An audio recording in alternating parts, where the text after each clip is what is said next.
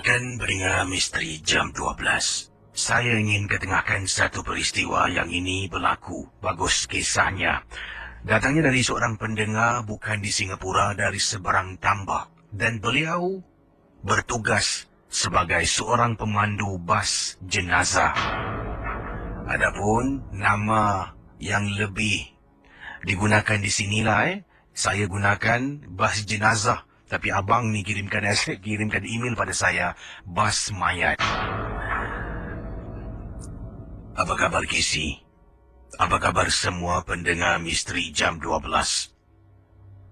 Ingin saya Adi berkongsi peristiwa. Waktu itu saya bertugas sebagai pemandu bas jenazah dan kisah pengalaman ini berlaku sekitar tahun 2001. Saya ingat lagi semasa perkara ini berlaku. Bas yang saya pandu dari sebuah masjid dekat taman, saya tak sebutkan nama tempatnya, sebuah masjid yang terletak bertempat di kawasan Johor. Setelah solat Isyak, saya nak hantar bas tu dekat tempat letak bas dan nak pulang ke rumah menunggang motosikal saya. Rakan-rakan MJ12 kata Adi, apabila saya dah habis solat, iaitu solat Isyak, saya pun keluar daripada pekarangan masjid. Saya makan bungkusan yang saya beli awal tadi bersama dengan ahli masjid yang lain. Dan kemudian setelah pukul 10 lebih malam, ramai yang dah pulang, termasuk saya pun nak pulang, nak hantar bas ke tempat letak bas balik. Jadi apa yang berlaku? Rakan saya semua dah balik lah. Antara orang-orang masjid semua dah bersurai tinggalkan masjid. Jadi saya pun kembali ke bas. Saya hidupkan enjin beberapa kali, kata Adi. Enjin bas saya tidak boleh dihidupkan. Sebenarnya kisi bas ini memang ada masalah. Tapi 2 minggu yang lalu telah pun diperbaiki. Tapi masih lagi rusak. Saya cuba hidupkan lagi. Alamak, dalam hati, takkanlah sekarang rusak. Saya dah mengantuk nak balik ni kisi. Besok saya kena bangun awal. Saya ni bertugas part-time ataupun separuh masa sambilan kerja sebagai seorang pemandu bas jenazah. Jadi apabila saya berada dalam bas dah marah ni sebab esok pagi saya bertugas tapi bukan tugas memandu bas mayat ataupun bas jenazah. Ada tugasan yang lain yang perlu saya sampai pukul 9 pagi. Jadi saya telefon seorang rakan, merupakan seorang mekanik untuk datang bantu saya. Kalau bas ni tak dihantar, esok orang lain tak boleh gunakan. Saya yang dipertanggungjawabkan. Pendengar misteri jam 12, Adi menelefon rakannya beberapa kali. Rakannya pun menjawab panggilan dan rakannya kata, kasih aku setengah jam nanti aku sampai. Sebab rakan pun tinggal berdekatan dengan masjid yang disebutkan oleh Adi. Saya pun dah tak tahu mana, saya pun baring. Saya baring di mana kisi? Saya baring dalam bas. Rakan-rakan MJ12, kata Adi, dalam bas yang saya pandu, basnya memanjang. 4 tempat duduk di bahagian hadapan merupakan tempat duduk biasa yang memandang ke arah tempat pemandu bas. Dan di tempat duduk paling belakang di mana diletaknya jenazah ataupun keranda, situ ada 2 tempat duduk melintang. Kalau boleh saya sebutkan paralel antara satu sama lain. Jadi ia memanjang seolah-olah macam katil. Jadi situlah yang saya baring sementara menunggu kawan mekanik saya sampai untuk betulkan bas yang rosak. Rakan MJ12, kata Adi, bila saya sedang baring, saya tak tahu dah berapa lama saya baring. Tiba-tiba tempat besi keranda yang ada di bas tersebut, ada orang atau sesuatu hentak dari dalam berkali-kali. Saya sampai terbangun dari tidur.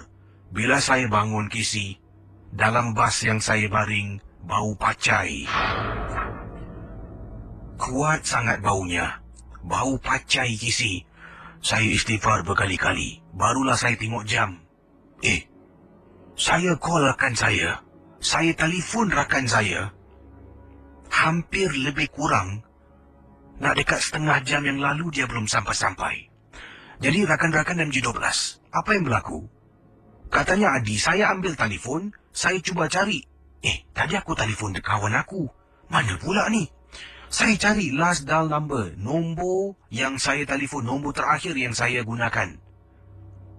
Nombor yang terakhir adalah nombor tunang saya, Casey. Jadi Casey, pendengar misteri jam 12. Bas bau pacai kuat. Saya pun turun dari bas. Saya pergi ke tepi pagar masjid. Saya telefon kawan saya lagi. Kawan saya angkat dengan suara mengantuk. Hello, siapa tu? Man. Kau tidur apa? Kau cakap nak sampai setengah jam. Bas aku rosak tau. Saya marah rakan saya. Siapa ni? Akulah Adi. Bila masa kau call aku? Aku tidur. Aku tak call kau ke? Rakan-rakan MJ12, baru saya tahu yang mungkin saya bila tertidur termimpi semua yang saya buat tu. Tapi padahal saya tak buat. Dalam mimpi saya lakukan perkara itu. Saya letak telefon, saya kembali dalam bas. Saya hidupkan enjin bas boleh Casey dihidupkan. Astaghfirullahalazim. Takkanlah saya tidur sampai gitu sekali. Saya tak teringat pun. Rakan-rakan, misteri jam 12. Mungkin perkara itu berlaku saya tak perasan. Tapi itulah hakikatnya. Terima kasih dan selamat tengah malam dari Adi di Johor Bahru. Jadi saya suka dengan jalan cerita yang diceritakan oleh Adi dari seberang ni. Jadi dia tak tahu ni. Mungkin agaknya dia bermimpi lah yang perkara itu benar-benar berlaku. Basnya enjin tak boleh hidup. Jadi dia rasakan macam dia tu menelpon rakannya. Dia rasakan yang dia tu baru nak baring dan terbangun apabila terdengar bunyi basnya bergegar. Dia bangun, dia nak cuba telefon rakannya seperti saya ceritakan awal tadi lah. Dia tengok last dial number, nombor yang terakhir dia telefon tu adalah nombor tunangnya. Dan tidak mungkin, mustahil sebab dia tahu yang dia telefon rakan. Bila tu benar-benar lah, rupa-rupanya dia tu dalam keadaan tidur dan bila dia tidur pun dia tak perasan. Ini bagaimana agaknya. Satu jalan cerita yang baik dan dalam banyak-banyak tempat Adi boleh pilih nak tidur dalam bas jenazah. Kalau saya tak apalah. Kalau saya tidurlah dekat luar atas lantai pun tak apa.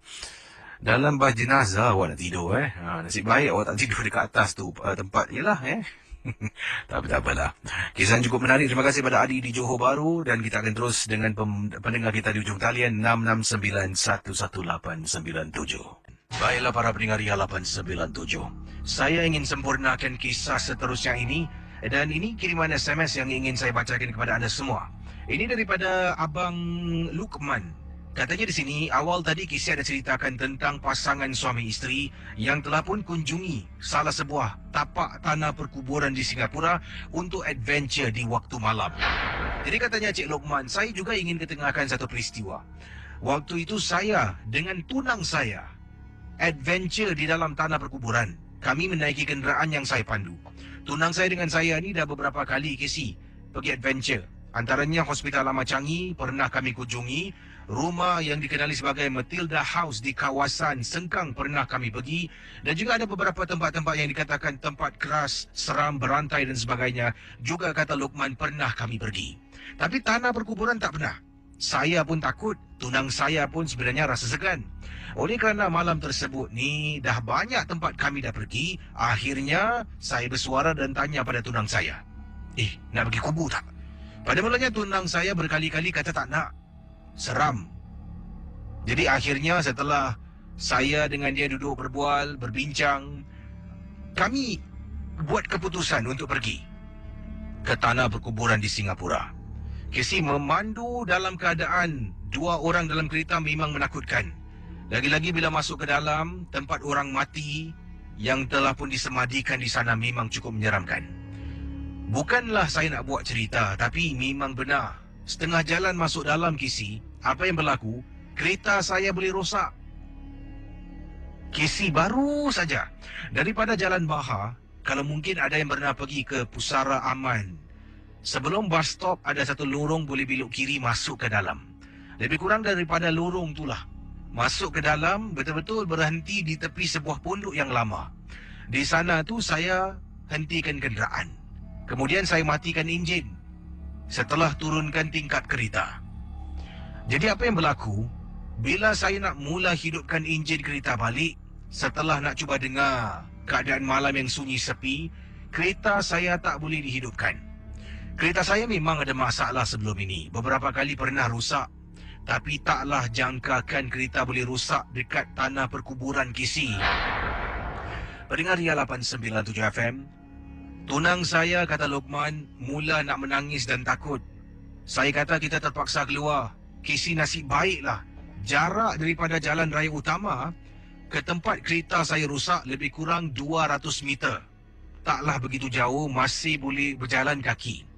Bila saya sarankan pada tunang nak keluar kenderaan, dia mati-mati tak nak keluar. Dan saya kata kalau awak tak nak keluar, kita terpaksa duduk sini sampai pagi. Sebab kereta dah tak boleh start. Mati-mati dia suruh saya hidupkan enjin kereta sekali lagi. KC dah 15 minit saya cuba tak boleh. Akhirnya dia kata, you keluar, you pusing, you buka pintu I, baru I keluar.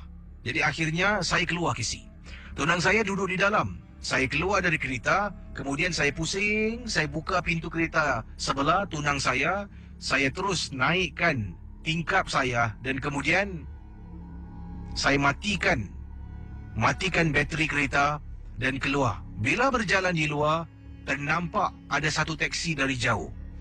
Saya dengan segera menahan teksi tersebut. Teksi tersebut berhenti di hadapan kami. Jadi bila berhenti, saya terperanjat. Tunang saya pun terperanjat. Sebab dalam teksi itu selain dari pemandu, di tempat duduk depan ada orang, ada penumpang KC. Jadi, kenapa pakcik ni berhenti kalau ada penumpang? Pakcik itu pun turunkan tingkapnya. Pendengar Ria 897. Jadi bayangkan, saya cuba ulangi kisah yang sebenarnya berlaku. Sekarang ini Lokman dan tunangnya masuk dalam tapak tanah perkuburan 200 meter jarak jauhnya dalam kubur itu daripada jalan raya utama. Kenderaan rusak. Mereka keluar, nampak teksi, tahan teksi. Teksi berhenti tapi dalam teksi itu ada orang. Jadi bila Lokman berdiri dengan tunangnya, pemandu teksi berhenti dengan ada seseorang duduk di bahagian hadapan. Pemandu tu tanya, nak naik teksi nak ke mana? Kami nak balik, cik. Jadi bila dia tanya di mana, kami pun sebutlah rumah kami di kawasan Bukit Batuk. Jadi dia kata, boleh, tapi sekejap boleh tak? Pakcik nak masuk dalam sekejap aja. Teman Ria 897 FM. Oleh kerana tempat tu tak ada teksi lain, saya dengan tunang saya tidak ada pilihan. Bolehlah cik masuk dalam sekejap. Saya dengan tunang duduk di bahagian belakang. Pakcik tu memandu dan terus masuk dekat satu junction dan belok kiri. Dalam hati saya, ke mana pakcik ni nak pergi? Tunang tengok saya tengok tunang KC. Sampai dalam, pakcik ni boleh masuk dalam tanah kubur KC. Kami adalah susah payah keluar, dia boleh masuk dalam. Bila sampai di dalam, pakcik ni keluar dari kenderaan. Kemudian, dia ketuk tingkap tepi tunang. Saya turunkan tingkap teksi tersebut. Dia kata, nak, kami berdua pandang ke arah pakcik. Nak, tunggu sekejap pakcik hantar barang. Saya dengan tunang saya tak tahu nak cakap apa. Kami cuma menganggukkan kepala saja, kemudian terus tutup tingkap. Apabila saya dengan tunang saya pandang ke hadapan, awal tadi saya katakan KC, kami ternampak ada seorang perempuan duduk di bahagian tempat duduk depan. Kali ini setelah melihat pakcik itu, kami berdua pandang ke depan. Wanita yang dimaksudkan tidak ada di tempat duduk depan. Entah bila dia turun, buka pintu tak perasan, mata saya dan tunang saya tertumpu pada pakcik yang sedang berjalan menggunakan lampu solo, menghampiri salah sebuah kubur di sana dengan berbekalkan satu plastik entah isi dengan apa. Setelah pakcik itu jalan jauh dah tak nampak, saya dengan tunang saya dalam kenderaan KC kami masing-masing baca Al-Fatihah, mulut tak henti-henti komat kamit baca ayat-ayat suci. Lebih kurang 10 minit pakcik itu kembali, barulah dia tinggalkan kawasan tanah perkuburan. Dalam hati nak tanya, cik, mana tadi makcik yang duduk dekat depan? Oleh kerana saya tak nak menegur, tunang saya pun sebelum ini dah kata pada saya, kami buat bodoh. Kami arahkan pakcik itu pergi ke Bukit Batuk Street ... ini dan hantar kami pulang ke rumah. Itulah pengalaman KC peristiwa yang tak dapat dilupakan. Terima kasih KC dan selamat tengah malam. Seterusnya saya nak bacakan kisah pengalaman ini. Entah benar ataupun tidak, peringatan pada semua, rancangan MG12 hanya sekadar hiburan. Hiburan. Dan kalau ingin kepastian boleh tanya mereka yang arif, yang pakar. Kalau tidak, kita hanya dengar ini adalah pengalaman mungkin peribadi ataupun kisah yang direka hanya untuk hiburan semata-mata. Ini datang daripada seorang pendengar berkenaan dengan susuk. Kiriman ini beliau ingin dikenali sebagai namanya sebagai Fee, F-E-Y, Fee. Fee kata, pengalaman saya nak kongsi sama berkenaan dengan susuk. Katanya di sini ramai wanita menggunakan susuk, tapi jarang juga nak cari lelaki yang mengaku menggunakan susuk. Kata Fee, saya pernah menggunakan susuk, dan susuk yang saya gunakan ni bukan susuk yang saya gunakan ini adalah susuk untuk membuat orang suka dekat saya. Bukan suka sebagai nak jadi matai, tidak. Tapi suka. Maksud saya, majikan-majikan saya suka dengan saya. Sesiapa jua yang baru berkenalan dengan saya akan suka dengan saya. Dan saya akan dapat lebih banyak peluang. Saya akan dapat lebih banyak ruang untuk naik pangkat dan sebagainya. Itulah matlamat saya memakai susuk. Yang dipanggil di sini, susuk ni sejenis susuk magnet. Saya menggunakan susuk ini di bahagian-bahagian tertentu wajah saya. Dipasang, dicocok-cocok. Adalah juga upacara-upacara tertentu. Bila kita memakai susuk, ada juga pantang larang yang kita harus patuhi.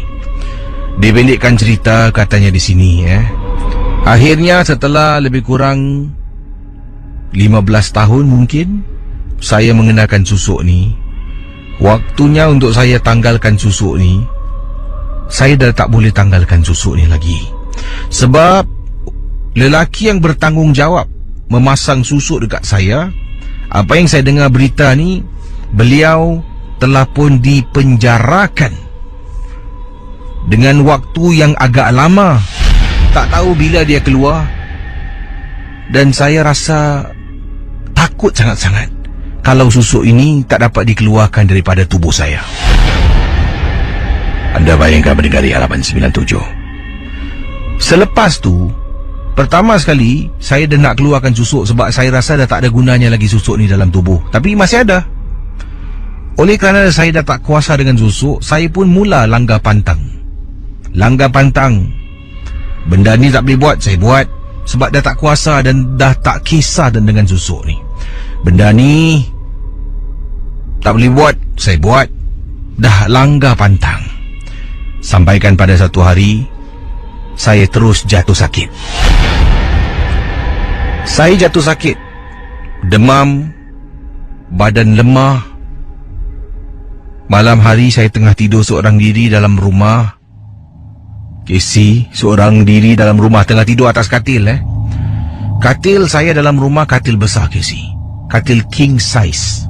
Walaupun saya tinggal seorang diri, katil saya memang besar. Bukan single bed tapi king size. Saya suka bantal yang banyak dan golik-golik. Tengah tidur dengan sedap ni, tidur, saya peluk bantal peluk saya.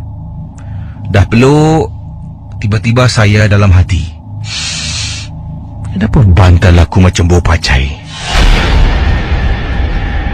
Saya tak buka mata, tangan saya meraba-raba pegang.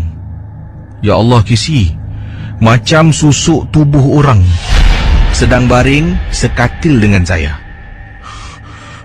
Astaghfirullahaladzim. Saya istighfar berkali-kali. Kemudian katanya di sini, istighfar berkali-kali kerana terlampau takut sangat-sangat. Saya buka mata, tengok bantal peluk saya. Bukan sesuatu yang saya gambarkan tadi, tapi dalam keadaan mata pejam, saya pegang meraba-raba seperti susuk tubuh manusia. Dan macam mana tiba-tiba boleh bau pacai? Rupa-rupanya susuk saya pakai ada pendampingnya. Ada pendamping. Jadi pada waktu itu, pendamping tu belum dapat saya ubah dan tukar. Itulah pengalaman yang diceritakan di sini dari Fee untuk misteri jam 12. Sekarang ni, kata Fee, susuk tu masih dalam wajah. Dah ramai pakar saya jumpa. Ada yang terus saya katakan nak buka susuk. Oh, minta maaf, saya tak sediakan khidmat tu. Ada yang kata nak pakai susuk, cuba dan cuba, tak dapat-dapat juga. Terima kasih. Selamat tengah malam, Casey. 669118997. Baik, saudara, bersama dengan saya pada pagi ini. Hello, selamat pagi. Silakan 669118997. 669118997 dalam misteri jam 12. Hello, selamat pagi. Selamat pagi. Siapa bercakap? Casey? Ya, saya. Siapa ni? Ini saya nak ada satu kisah lah. Cucu saya, Nah, siapa bercakap ni dulu? Muhammad. Cik Muhammad, Muhammad, Okey, Cik Muhammad panggilan dari mana ni? Saya buat teksi. Sedang bertugas ni. Tengah rehat ni. Rehat. Okey, silakan Cik Muhammad. Ini pada satu pagi, saya buat teksi kan balik pagi kan. Saya pun tidur dalam pukul 10 gitu, saya dah bangun. Ada cucu saya ada kat rumah kan, orang rumah saya pergi pasar. Habis cucu saya daripada dapur dia datang. Dia panggil saya Abah. Abah bilang, "Cak pasal ada budak tu, dia tengok kat dapur, budak tu tumbuk air," dia bilang. "Sakit," dia bilang. Ada budak. Saya tahu tak ada budak. Tapi saya cakap budak tu tumbuk air, sakit kat perut, dia bilang. Habis saya cakap dengan dia, "Baca Bismillahirrahmanirrahim, tumbuk dia balik," dia bilang. Tumbuk. Habis dia baca dengan pilat-pilat dia, umur 3 tahun lebih, 4 tahun dia pilat-pilat. Dia cakap, dia lari apa? Dia baca habis dia pergi dapur, dia dah lari, bilang. Jadi itulah kisah dia. Budak 4 tahun pun kena ganggu dia. Dalam rumah Dalam rumah. Dia pergi dapur. Dia dari dapur dia lari lah. Dia cakap ada budak tu tumbuk dia, bilang. Sakit apa, bilang. Itulah kisah dia tu. Terima kasih. Dia cakap baca Bismillahirrahmanirrahim, tumbuk dia balik, bilang. Tumbuk dia balik. Sekali je lah Baca pilat-pilat. Sekali je lah. Ini perkara ni berlaku sekali je lah. Sekali. Sekali Kalau berlarutan boleh dah jumpa orang-orang yang sewaktu dengannya, ya. Yelah, insyaAllah. Terima kasih Terima kasih. Selamat bertugas kepada abang-abang teksi yang sedang bertugas seperti pendengar kita awal tadi itu, sedang berehat nampaknya pada tengah malam ini. Yang ini kiriman daripada mana ni? Ini daripada Nurjana. Katanya di sini, Casey, selamat malam. Saya nak ketengahkan satu peristiwa yang menyeramkan. Kisah ini berlaku dalam rumah makcik saudara saya. Saya pergi ke sana, iaitu rumah makcik saudara. Sebenarnya keesokan pagi itu saya kena bawa nenek saya pergi hospital appointment, yang mana pada saat-saat akhir makcik saudara saya tak boleh pergi sebab ada urusan lain yang harus dihadiri lah. Jadi oleh kerana itu makcik saudara telefon minta tolong saya dan juga minta izin ibu lah untuk saya bantu hantar nenek pergi ke poliklinik yang berdekatan dengan rumah makcik saudara yang terletak dekat kawasan Jurong. Jadi kata Nurjana, bila saya bermalam di rumah makcik saudara ni, dia ada iaitu 3 bilik tidur. Satu bilik tidur digunakan oleh nenek, satu lagi oleh makcik dan suaminya. Saya ada 2 cousin, sepupu saya 2 orang dah berumah tangga, dah pindah dan tinggal berasingan. Jadi ada satu lagi bilik tidur kosong, yang mana bilik itu saya gunakan untuk saya tidur. Jadi pada malam hari saya tersadar pukul 1 pagi, dan waktu tersadar tu saya nak pergi tandas buang air kecil. Kata Nurjana, keluar dari bilik saya nampak nenek saya sedang duduk dekat ruang tamu seorang diri. Saya nampak nenek, saya terkejut lah. Nek tak tidur lagi. Jadi saya pun pergi ke dapur untuk ke tandas untuk buang air kecil, kata Nurjana. Keluar dari tandas, kemudian jalan dekat ruang tamu. Saya dah tak nampak nenek saya lagi lah. Nenek saya mungkin dah masuk dalam bilik, dah tidur. Jadi apa yang berlaku, saya pun masuk ke dalam bilik saya. Terperanjat lah apabila saya nampak nenek saya baring dekat atas katil. Atas katil bilik yang saya tidur, Kisi. Nenek saya ni, dia ada sedikit penyakit demensia. Jadi bila dia buat macam tu, saya tak akan kejut dia, suruh dia pindah tidur dalam bilik dia, tidak. Saya pun bila nampak nenek tengah baring atas katil saya, mungkin tadi bila saya kata, "Nek, pergi tidur," dia masuk bilik saya. Dia mungkin salah bilik, lupa biliknya dekat lain. Dia pun baring, nampak nenek tengah atas katil. Saya pun okeylah, tarik pintu perlahan-lahan, tak tutup, cuma renggangkan sedikit saja. Saya pun niat di hati ni, okeylah, masuk bilik nenek, ambil satu bantal, tidur dekat sofa luar. Saya masuk bilik nenek, saya buka lampu, terperanjat nampak nenek saya sedang tidur dekat atas katil. Kemudian saya tengok dekat-dekat, saya pegang, Nenek. Nenek saya buka mata, nenek saya pejam balik, sambung tidur. Saya keluar dari bilik, pergi bilik saya, tolak pintu perlahan-lahan, tolak. Anda bayangkan saya tolak pintu perlahan-lahan. Bila saya tolak pintu, dekat atas katil dalam bilik, tidak ada seorang pun yang baring. Sekarang persoalannya, saya nak tidur dalam bilik ni ataupun tidak? Sebab tadi nampak ada seolah-olah macam nenek saya yang tidur dalam bilik, tapi hakikatnya bukan. Dipendekkan cerita, Nurjana berkongsi pengalaman. Saya pergi dekat bilik tu, ambil bantal peluk dengan bantal kepala, letak dekat sofa di ruang tamu, tidur dekat ruang tamu. Bayangkan pendengar Ria, pukul 1 lebih saya dah mula lelap dan sambung tidur. Jam 3 lebih terbangun. Bila saya terbangun, saya terpekik kerana buka mata, betul-betul dekat tepat sandar sofa ni, di belakangnya nenek saya tengah diri, dari atas tengok saya senyum. Saya buka mata, nampak wajah nenek yang menakutkan. Saya terpekik.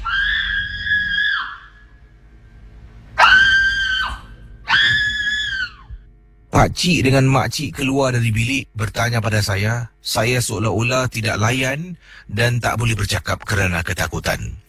Setelah saya tenang, kemudian saya katakan apa yang saya ternampak. Makcik dengan pakcik saya hanya mengatakan, "Dahlah, nenek kau kan suka kacau-kacau." Sebab nenek saya yang nyanyuk ni kisah pada waktu itu, dia memang nanti tengah duduk, dia akan ganggu orang, dia akan sembunyikan beg orang, dia akan mengganggu kita lah, dalam pengalaman yang dikongsi sama di sini. Jadi diteruskan pengalaman ini. Oleh kerana itu, makcik saya hanya menggunakan alasan sebagai nenek saya dan nyanyuk memang suka buat benda-benda macam tu. Jadi jangan fikir bukan-bukan. Mereka masuk balik tidur, saya yang tak boleh tidur. Akhirnya ambil selimut, sepanjang malam tidur selimut, di bawah selimut. Tak berani nak pergi toilet, tandas, dan tak berani nak tarik selimut sampailah waktu pagi. Saya Lina. Lina, panggilan dari tempat tugas. Dan pengalaman Lina tentang apa ni? Silakan. Bukan pengalaman security guard kat bawah. Dia ceritakan baru 21 bulan lepas terjadi cerita ni. Silakan. Ada insiden sembahyang dekat sebelah dua tempat factory lah. Kan? Lepas tu tempat kita, dia bilang ada satu. Dia diri duduk atas barrier. Yang si minyak local ni lah. Lepas tu dah gitu dia tengok dari CCTV dia lah. Dia pasal dia seperti kat dalam ada CCTV kan. Jadi dia tengok gitu. Dan lepas tu pukul 1 pagi. Lepas tu dia tengok apa lagi apa tahu. Sampai komunitian sembahyang tu, datuk dia pun dia nampak, dia bilang umur dia 31 tahun.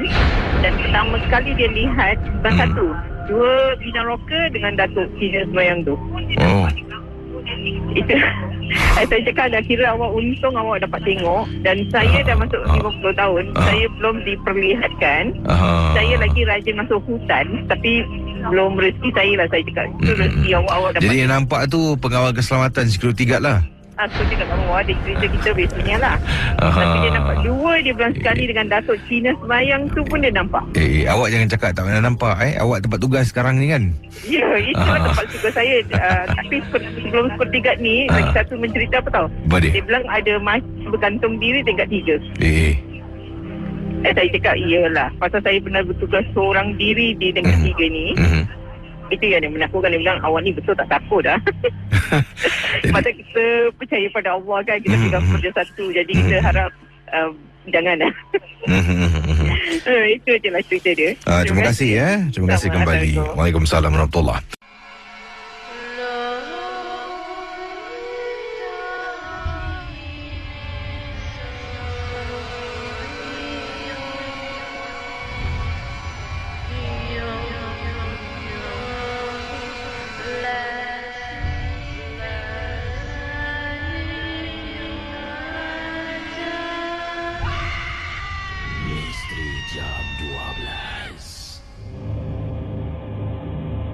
Hello, selamat pagi.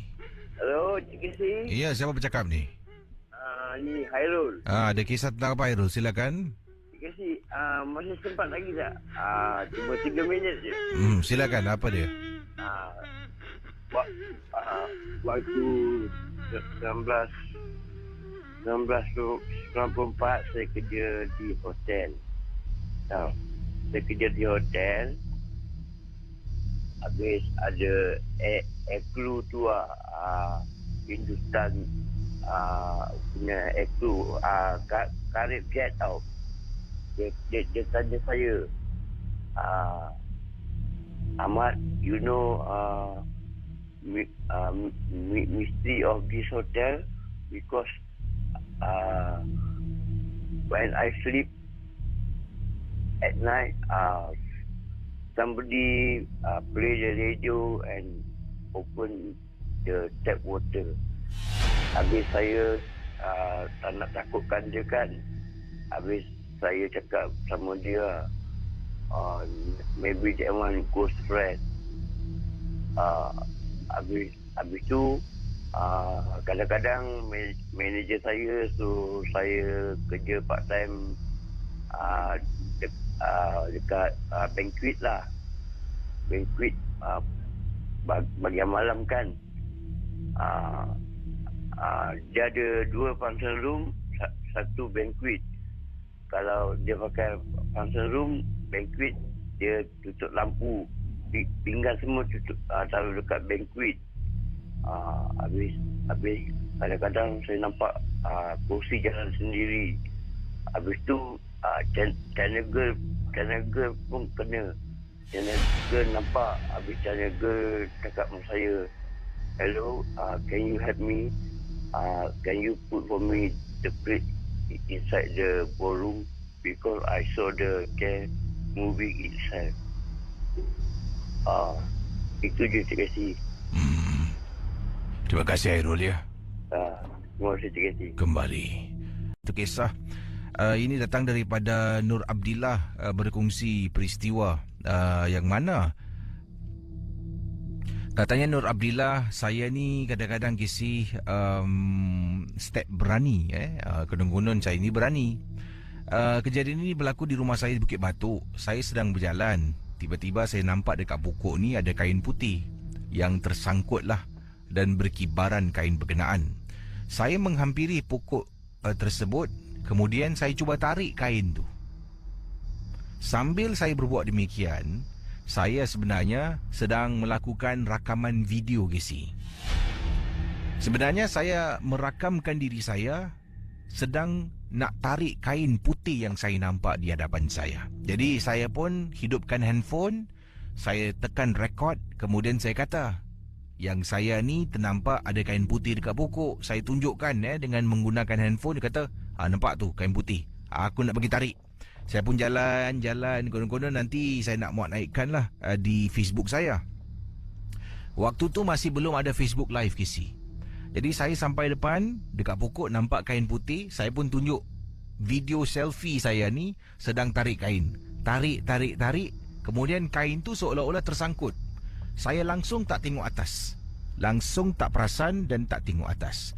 Kemudian alamak, kain ni tersangkut lah pula. Ini Cik Pun mana punya kain dah tersangkut. Dalam masa yang sama, Kisi, ketika saya sedang bercakap, jadi bila saya lihat video yang sedang merakamkan diri saya, dalam video tu, dalam frame yang saya pegang menggunakan handphone, belakang tu ada pokok. Pokok tu ada kain. Tiba-tiba saya nampak kain tu bergerak naik atas, Kisi. Kain tu bergerak, Kisi. Kata beliau, saya langsung tak pandang. Sampaikan bila saya jalan begitu pantas, telefon bimbit saya terjatuh atas simen dan meretakkan skrin kepada telefon bimbit saya. Saya angkat balik handphone, bateri yang terkeluar saya angkat balik. Saya berjalan menuju ke arah lobi lift, naik ke atas rumah tingkat 6, masuk dalam rumah, tutup pintu. Tarik nafas lega, Casey. Bila saya cuba nak tengok video yang saya rakamkan balik pada waktu itu, yang hairan, Casey, dalam video yang saya rakamkan, semua ada, Casey. Dari jauh nampak kain putih, sedang berjalan menuju ke arah kain putih. Tiba-tiba sampai ke satu saat bila saya nak tarik kain tu, saya sedang rakamkan video daripada saat saya tarik kain sampaikan kain tu bergerak sendiri, tidak dirakamkan, Casey. Cuma nampak permulaan saya sedang pegang handphone, saya kata dekat ujung tu nampak pokok tu ada kain, aku nak tarik. Itulah pengalaman saya, Casey. Kalau saya pandang ke atas, mungkin apa sebenarnya yang akan saya nampak? Terima kasih. Misteri Jam 12. Dan ini merupakan kiriman email dari sebuah kumpulan paranormal yang telah pun menghantarkan pengalaman mereka. Dan mereka ada kata-kata nasihat kepada kumpulan paranormal yang lain. Nama kumpulannya PCH. Katanya di sini nama kumpulannya PCH, Pencari Hantu. Dan kata kumpulan pencari hantu ini, pengalaman yang ingin diketengahkan ini adalah satu peristiwa yang cukup menakutkan. Mereka telah pun membuat satu penyelidikan tentang salah sebuah kawasan di Singapura. Dan kawasan yang dimaksudkan adalah sebuah taman yang terletak di kawasan Pasir Ris. Taman itu, kata PCH, adalah sebuah taman ataupun sebuah tempat yang dikenali sebagai swarm. Di sana ramai juga penampakan. Ada juga yang terganggu, kena gangguan bila berada di dalam kawasan yang seram itu. Kiriman daripada kumpulan ini bukan individu tetapi menggunakan nama kumpulan PCH Pencari Hantu, menyeru kepada semua kumpulan-kumpulan paranormal yang lain kalau masih ingin teruskan perjuangan untuk mengesan penduduk ketiga dalam dunia ini, iaitu bukan manusia. Inilah yang dialaminya ketika berada di kawasan Pasir Ris pada tanggal ni ada tarikh semua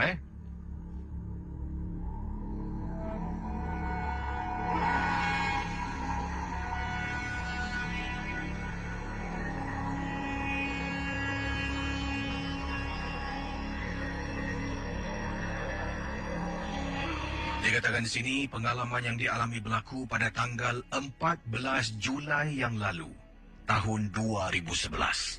14 Julai yang lalu tahun 2011.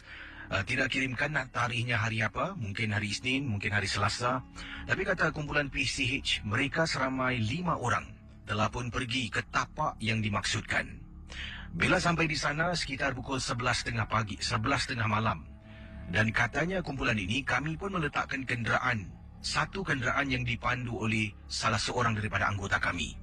Sampai di tempat letak kereta, kami pun keluar dan membawa beberapa alat untuk mengesan pergerakan-pergerakan tertentu, mengesan kewujudan makhluk-makhluk tertentu di kawasan swarm di Pasir Ris Park. Para pendengar Ria 897, dalam misi ini mereka mempunyai beberapa teknik untuk mengesan, dan antaranya adalah salah seorang anggota harus masuk ke dalam secara bergili-gili. Satu akan masuk dahulu seorang diri, kemudian diberi masa lat lebih kurang 15 minit, seorang lagi akan masuk, lat 15 minit, seorang lagi akan masuk, dan begitulah mereka harus jalan, tidak boleh bertemu ataupun bertembung antara satu sama yang lain. Untuk pusingan yang pertama, kata PCH, kami pusing Casey, dan sampailah kami keluar di satu lagi jalan keluar dekat swarm. Apabila berada di sana, semua keluar dengan tidak mendapat apa-apa data. Kami semua rasa hampa. Kami lakukan sekali lagi, waktu itu 11.50 malam pada pusingan yang pertama. Setelah kami berehat makan, dan salah seorang daripada anggota kami, kata kumpulan ini, telah pun memberi saranan Apa kata? Kalau dia masuk dan lain semua jangan ikut.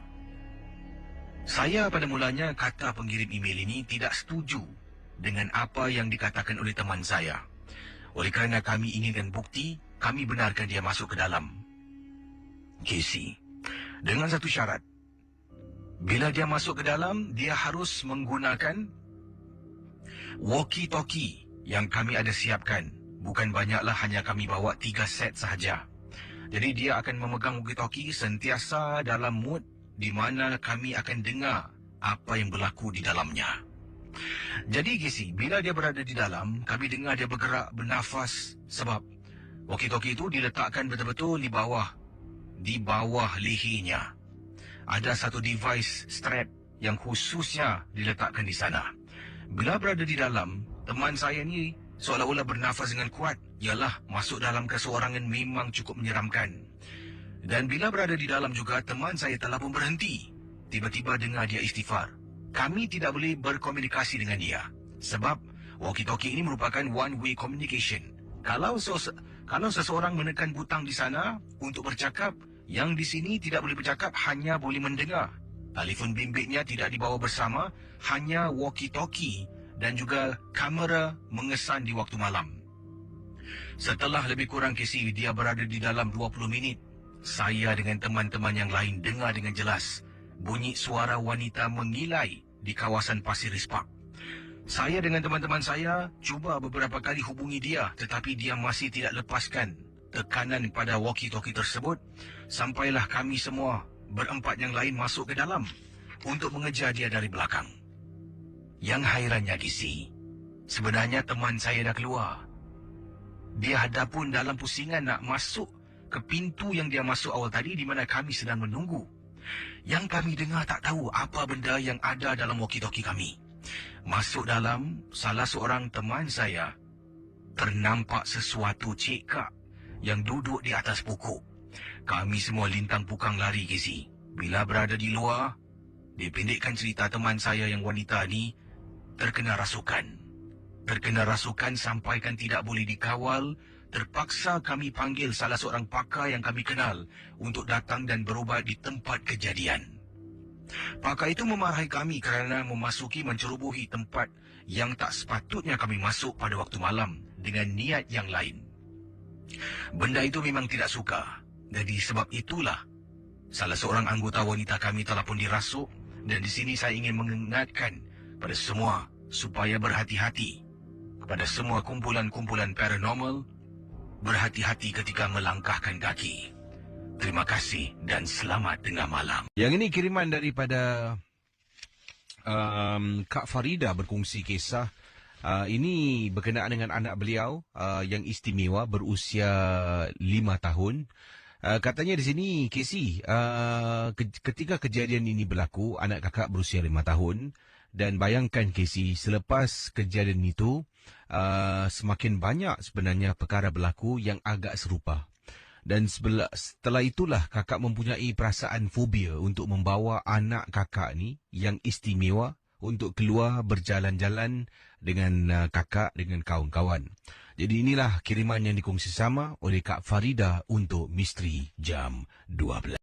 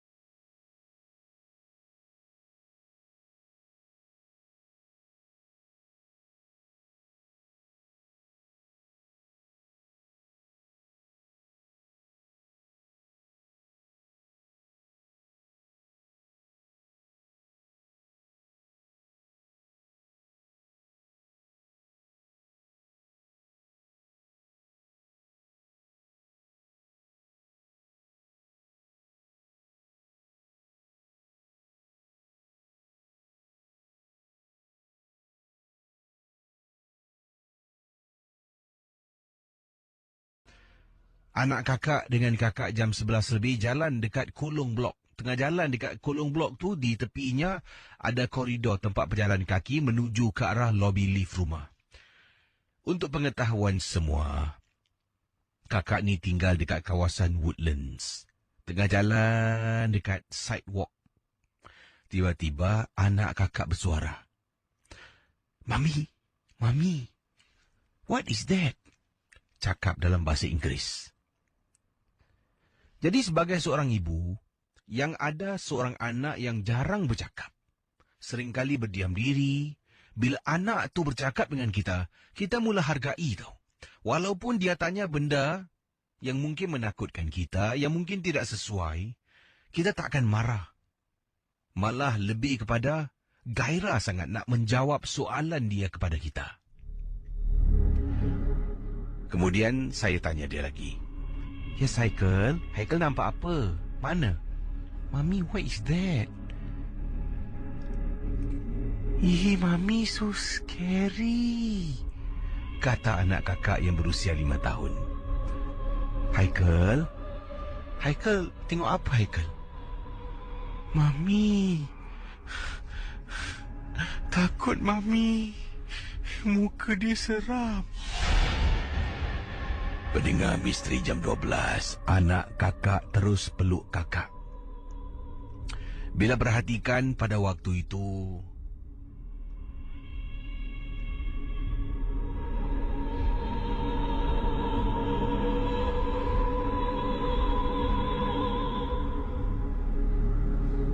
katanya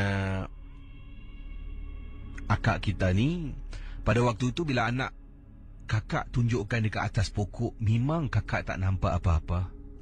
Tetapi kakak yakin yang dia tidak berbohong, dia bercakap dengan benar, dia cakap apa yang dia nampak. Bila balik tu, kakak dengan dia pun duduk dan kakak pun cakap dengan dia dengan cara baik. Haikal, lain kali kalau jalan, malam-malam bila tengok dekat pokok ke,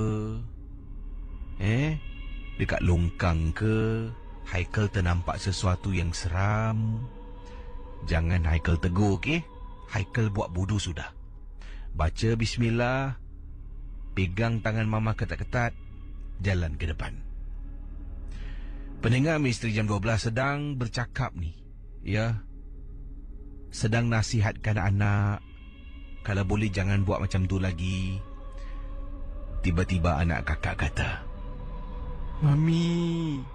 Mami, orang tu ikut balik. Wow. Saya terdiam, Kisi. Saya tak tahu nak cakap apa. Kemudian, baru saya nak tenangkan anak saya sendiri tak tenang, saya sendiri yang tak tenteram. Meremang bulu rumah saya. Sekarang ni, persoalannya, orang tu ikut balik. Bila kakak tengah bercakap dengan anak di ruang tamu, pintu ruang tamu kakak memang tutup. Pintu pagar, pintu kayu memang kakak tutup. Tapi tingkap ruang tamu terbuka luas, Kisi. Boleh nampak luar, orang lalu lalang pun boleh nampak. Jadi persoalannya, benda tu dekat luar rumah ataupun dekat dalam rumah.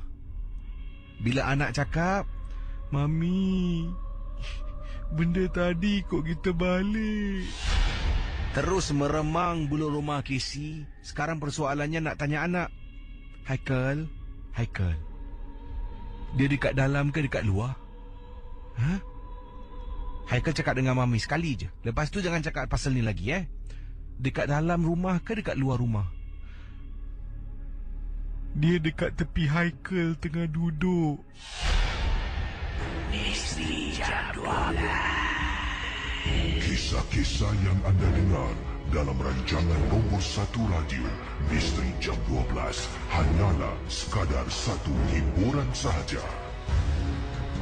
Jangan mudah percaya, jangan terikut-ikut dengan apa yang dikejelaskan. Yang pasti, rancangan Misteri Jam 12 hanya sekadar hiburan. ada sambungan kisahnya, bukan tergantung kisah tu. Jadi bila dengar kata teman kita ni, bila dengar anak kakak cakap dia dekat sebelah Haikal, Casey, tak tahulah Casey perasaan pada waktu tu. Ketakutan yang menyelubungi diri kakak ni, dapat dikawal kerana rasa sayang dan cintakan anak kakak yang berusia 5 tahun pada waktu itu. Kakak tolak semua perasaan takut, kakak tolak semua rasa segan. Kakak lawan balik Casey. Alhamdulillah, selepas kakak membaca dan terus baca beberapa surah, kakak pun tanya. Kemudian datang anak kakak pada kakak, dia peluk. Setelah baca surah tu, kakak tanya lagi. Katanya, orang tu dah tak ada, dah keluar. Kemudian anak kakak kata, "Thank you, Mami." Dia cium pipi kakak. Itulah kisah perasaan yang paling menyenangkan kakak. Terima kasih dan selamat tengah malam. Wow. Saudara pendengar Ria 897.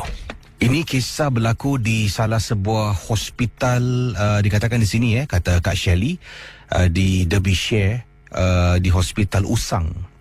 Hospital yang dah terbengkalai. Kisah yang diceritakan berlaku pada satu ketika yang mana Kak Shelley dengan beberapa orang rakan, termasuklah suaminya dan rakan-rakan pada suaminya, telah pun melakukan satu ekspedisi waktu malam. Jadi pada malam itu kakak beramai-ramai sebenarnya telah pun menaiki kenderaan. Kita katanya di sini konvoi naik kenderaan, dan tempat yang pertama kita pergi adalah sebuah hospital di Derbyshire, yang mana hospital ini adalah sebuah hospital yang lama sangat-sangat.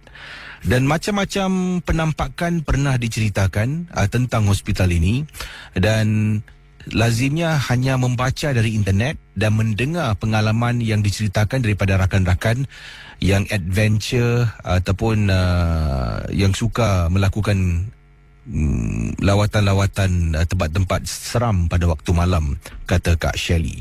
Jadi inilah kisah kakak, harap Casey dapat bacakan. Pertama kali bila pergi hospital ni memang menyeramkan, dan sebenarnya kakak tak berani nak masuk dalam. Tapi inolah, Mak Salih ni ramai di antara mereka berani sangat-sangat, dan mereka bermati-matian nak rasakan entiti ataupun dunia lain lah, dunia ketiga ni, untuk supaya mereka dapat merasakan kehadiran makhluk-makhluk halus ini. Jadi inilah kisah yang dikongsi sama dalam Misteri Jam 12. Jadi saudara, Kak Shelley berkongsi pengalaman apabila dia sampai di hospital, dekat kawasan luar hospital ada 2 kenderaan. Mereka konvoi 2 kenderaan. Jadi 2 kenderaan ini lebih kurang dalam 2 kenderaan ni lebih kurang dalam 8 orang, 8 orang, dan waktu itu jam 11 malam mereka sampai di kawasan hospital ini. Kenderaan diletakkan di bahagian luar, dan kami masing-masing keluar mengenakan jaket tebal. Waktu itu agak sejuk sedikit, dan menggunakan lampu suluh, dan ada juga perkakas-perkakas yang lain yang dibawa bersama. Antaranya adalah rakaman alat rakaman audio. Kita pun masuk, dan bila jalan dekat luar tu, kita pada mulanya kita tidak dibenarkan masuk ke dalam. Ya, salah seorang daripada anggota kami ni yang mengetuai rombongan ekspedisi malam ini tidak benarkan kami terus masuk ke dalam. Katanya kami perlu berlega-lega dekat luar hospital ni dulu, jalan dekat outskirt kawasan hospital ini, untuk memberitahu sesiapa jua yang dekat dalam ni yang kita ada di luar. Jadi bila benda ni tahu yang kita ada di luar, selalunya benda-benda ni kata ketua kumpulan, mengikut apa pengalaman dan juga ilmu yang beliau ada baca dan pelajari, kebanyakan makhluk-makhluk halus ni, mereka kebanyakan takut dengan manusia. Bila ada manusia, mereka akan lari. Sebab tu kadang-kadang, kata Kak Shelley, ini entah benar ataupun tidak, ini hanya penjelasan peribadi yang diberikan oleh Kak Shelley, Sebab tu kadang-kadang bila kita tengah berada dekat sesuatu kawasan, tengah duduk, tengah jalan, kita nampak macam ada susuk tubuh lari depan kita. Susuk tubuh lari dan kita terperanjat lah nampak macam orang dan sebagainya pada tempat tu sunyi, sepi. Jadi sebabnya makhluk-makhluk ini segan dan takut dengan kehadiran manusia. Jadi dengan berbuat demikian, bila kita jalan dekat outskirt, kawasan berliga-liga, kawasan luar hospital ni, kita memberitahu secara tidak langsung, hey, ada orang dekat luar, kau pergi sembunyi sekarang. Jadi itulah yang berlaku, kecuali kalau ada yang degil. Yang degil tu yang mana kita masuk ke tempat mereka, mereka rasa kita menceroboh dan mereka akan lawan balik. Itu satu masalah, kes yang berat, kata Kak Shelley.